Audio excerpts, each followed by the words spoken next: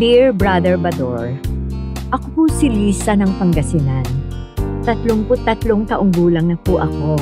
Pero ayon sa mga kaibigan ko, ay mukha lang daw akong 25. Marami po ang manliligaw ko pero nadala agad ako sa isa sa mga nanligaw sa akin. At yan po ang idudulog ko sa inyo ngayon. Hayaan niyo pong ilahad ko po sa inyong lahat. Bakit mo ako iniwan, Nestor? Bakit mo ako tinalikuran? Bakit mo ako iniwan?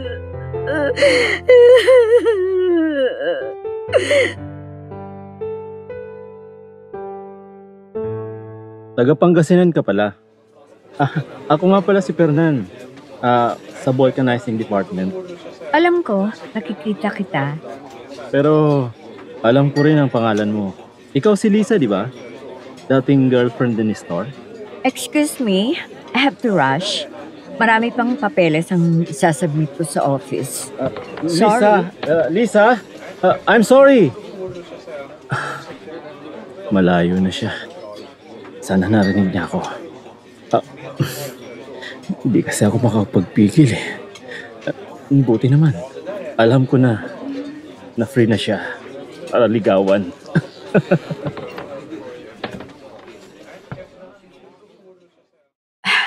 Nasa likod ko lang ang vulcanizing department. Kaya pala kilala ako ng Fernan na yon. Preskong masyado. Hello, Miss Sexy! Naku, huwag mo nga ako inisin, Lalaine. Naiinis na nga ako kanina pa eh. Tapos ngayon, ikaw na naman. Relax ka lang, Lisa. Sige ka, tatanda ka agad yan.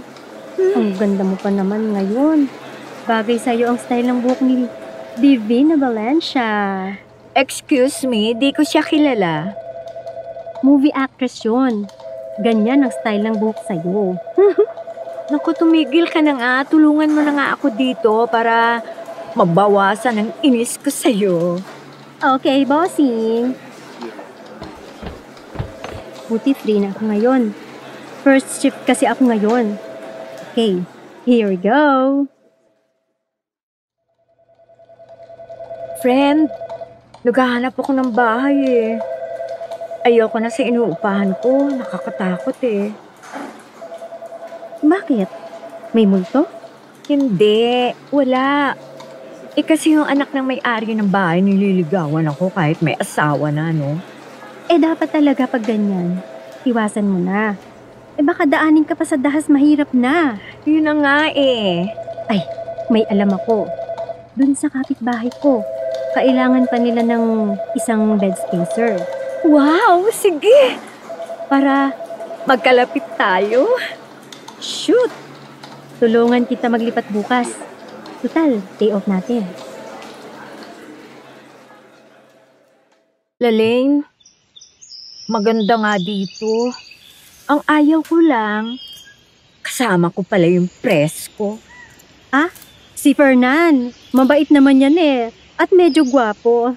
Type ko nga eh, kaso di niya ako type. Bakit ikaw ang type niya? Hamon ang kasama mo sa boarding house. Hindi ka naman pakikialaman nun. Naku, kung di nga lang ako gipit dahil sa hirap maghanap ng upahan dito. Naghahanap ulit ako ng iba.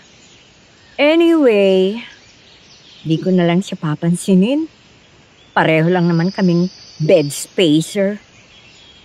Amo siya? Parang si Nestor din yan. Mahilig sa babae. Paibigan ng babae at saka iiwan. Kaya nga, ayoko nang mag-boyfriend eh. Ano? Magpapakatandang dalaga ka, Lisa? Sayang naman. Walang magmamana sa'yo. Okay lang yun. Kaysa mai-stress pa ako, no? Ganun ba, Lalaine? Plano niyang magpakatandang dalaga? Dahil lang kay Nestor? Yun ang sabi niya. Bakit, Fernan? Mahal mo ba ang kaibigan ko? Hindi lang mahal, Lalaine. Mahal na mahal. Tulungan mo akong gumawa ng paraan para magkatuluyan na kami. Lisa, May pinapabigay si Fernan sa'yo. Ayaw niya na siya ang mag-abot. Baka daw tanggihan mo. Ano yan? Pabango. Kaya pala tinanong niya sa akin kung anong brand ang pabango ko. Sabi ko, Calvin Klein. Salamat ka mo ah. Hindi ko tatanggihan yan dahil paubos ng pabango ko eh. Mabait din naman pala mo kung na yon kahit presko. Saka ito pa. Oh, ano to? E di buksan mo. Valentine's card? Ay, Valentine's na nga pala sa Miyerkules, ano? Patingin? Ayan oh, basahin mo nga. Naasyuha ako eh. To my favorite partner of my heart, Liza, I love you so much. Fernan. Sa wakas, napagtapat din si Mokong oh. Ano Liza, sagutin mo na? Para mawala na ang kaba ng tao sa'yo. Ay naku, pag-iisipan ko pa, Lalin. Hindi ko masyadong kilala si Fernan eh. Ayaw kong magkamali muli. Yan po ang problema ko, Brother Bador. Natatakot po akong magkamaling muli tulad ng nangyari sa amin ni Nestor. Sana po ay matulungan po ninyo akong magpasya kung walang mabuti para sa akin. Nagpapasalamat at umaasa, Liza. Mapagpalang araw po sa ating lahat. Kumusta? Narinig natin ang isa na namang kwento ng pag-ibig sa pangalang Liza. Akala ng iba, madali lang mag-move on. Madali lang makalimot. Madali lang mag-pretend. Pero, mahirap pala. Lalo na kung ang gusto mong kalimutan ay yung taong minahal mo ng lubusan. Ilang beses ka man masaktan, subalit, hindi mo dapat gawing dahilan para hindi ka muling magmahal.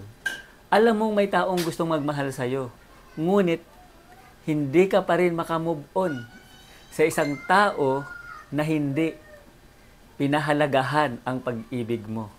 Alalahanin mo lagi na hindi lahat ng gusto mo ay makabubuti para sa'yo. Dahil may mas magandang plano ang Diyos para sa'yo.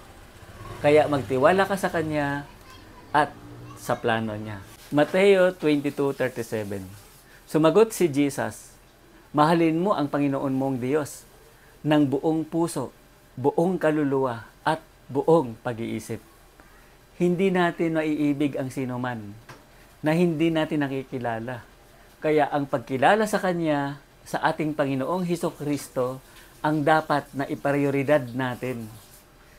Ang pag-ibig sa Diyos ang pinaka masarap na mararanasan ng tao sa buong buhay niya. At ang buhay ay regalo para mag-enjoy.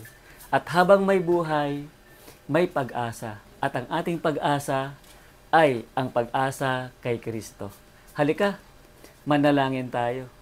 Heavenly Father, dumadalangin po kami na punuin ang aming kagalakan, kapayapaan, at sumaamin po ang banal na Espiritu upang magawa namin na mahalin ka ng buong puso, buong kaluluwa at buong pag-iisip.